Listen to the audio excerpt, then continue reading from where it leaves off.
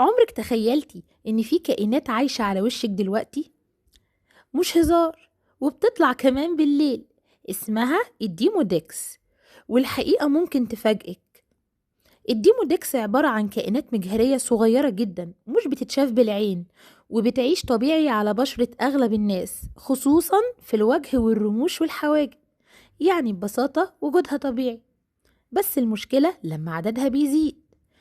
وفي منها نوعين مهمين: نوع بيعيش في بصيلات الشعر، ونوع بيعيش في الغدد الدهنية، وبتتغذى على الدهون وخلايا الجلد الميتة، وعشان كده بتحب الأماكن الدهنية زي الأنف والجبهة وحوالين الفم. طيب تعرفي بقى إن الديمودكس دي بتنشط بالليل؟ أيوة، بتخرج على سطح الجلد عشان تتزاوج وترجع تاني المسام. طيب فين المشكلة؟ ما هي بتخلصنا من الدهون. المشكلة بقى لما عددها بيزيد عن الطبيعي، ساعتها ممكن تسبب حبوب شبه حب الشباب، واحمرار وتهيج، وحكة، وقشرة في الرموش، والتهاب في الجفون. طيب في ناس كتير بتسأل عن الغمقان حوالين الفم. تعرفي ان الديمودكس ممكن تكون سبب غير مباشر في ده؟ طيب ازاي؟ لما بتسبب التهاب وتهيج الجلد ممكن يسيب بعده أثر غمقان. طيب ليه الديمودكس بتزيد أصلا؟ أولا لما البشرة بتكون دهنية، ولما يبقى فيه ضعف في المناعة، ولما ما ننضفش البشرة كويس أو نستخدم أدوات مكياج مكان حد تاني، أو مشاركة الأدوات الشخصية زي الفوطة مثلا.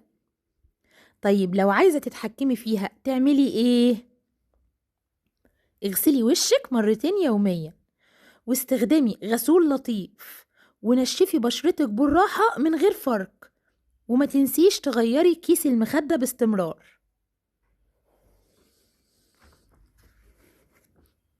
وفي مكونات كمان بتساعد إنها تقل، زي زيت شجرة الشاي، ومنتجات مخصصة للبشرة الحساسة.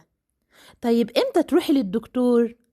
لو عندك حبوب مستمرة أو حكة شديدة أو التهاب في العين والرموش، ساعتها لازم تروحي لدكتور جلدية.